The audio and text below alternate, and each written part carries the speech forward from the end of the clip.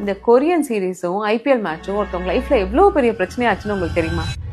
என்கிட்ட ஒரு கப்பல் வந்தாங்க. ஹஸ்பண்ட் என்ன சொன்னாரு, என் ஒய்ஃப் வந்து என்கிட்ட பேசுறதே இல்ல டாக்டர். நானே வேலையை விட்டு வரும்போது 9 மணிக்கு வருவேன், டேபிள்ல வச்சிருக்கேன் சாப்பாடு அப்படின்னு சொல்லிட்டு அவ பாட்டு கொரியன் சீரிஸ் பார்த்துட்டே இருக்கா. 12 மணி ஆகுது டாக்டர் வந்து படுக்கிறதுக்கு. வேணும்னே பண்றாளா என்ன இரிட்டேட் பண்றதுக்கு எனக்கு டவுட்டா இருக்கு டாக்டர் அப்படின்னா. அவ என்ன சொன்னா, டாக்டர் என்ன பார்த்தா உங்களுக்கு அப்படியே இரிட்டேட் பண்ற மாதிரி தெரியுது டாக்டர். எங்க அம்மா வீட்டுல நான் ஒரு படம் கூட பார்த்தது இல்ல டாக்டர். நான் நாள் பூரா சும்மா உட்காந்துருப்பேன் டாக்டர். அவர் வரட்டும், அவர் வந்து என்கிட்ட ஒரு 2 நிமிஷம் பேச மாட்டாரான்னு நான் யோசிச்சுட்டு உட்காந்துருந்தா, என் ஹஸ்பண்ட் சாப்பிடும் போது செல்போன் பார்த்துக்கிட்டே சாப்பிடுவாரு. ஐபிஎல் மேட்ச் நடந்துச்சுன்னா அவ்வளவுதான் டாக்டர், என்ன பார்க்க கூட மாட்டார். அப்படியே இல்லைனாலும் பேஸ்புக் நெட்ஃபிளிக்ஸ்னு பார்த்து முடிக்கிறதுக்கே அவருக்கு 11 மணி ஆயிடும். 1 வருஷம் கல்யாணம் ஆனதுல இருந்து கெஞ்சி பார்த்தேன், ஒன்னும் நடக்கல. நான் அவரை இரிட்டேட் பண்ணணும்னு கொரியன் சீரியல் பார்க்க ஆரம்பிச்சேன். நான் கொரியன் சீரியல் பார்க்க ஆரம்பிச்சோட எனக்கு ஹாப்பியா இருக்கு, அதனால அவர் இரிட்டேட் ஆயிட்டார். டிட் ஃபார் டாட் டாக்டர் அப்படின்ட்டாங்க. எனக்கு இது கேட்கும் போது ரொம்ப என்னடா இப்படி ஒரு லைஃப் ஆகுதே அப்படின்றது தோணுச்சு. அவங்களுக்கு இப்போ ஐவிஎஃப் தான் நடந்துச்சு கடைசியா. அவங்களுக்கு ரொம்ப ஏஜ் ஆகி தான் வந்தாங்க.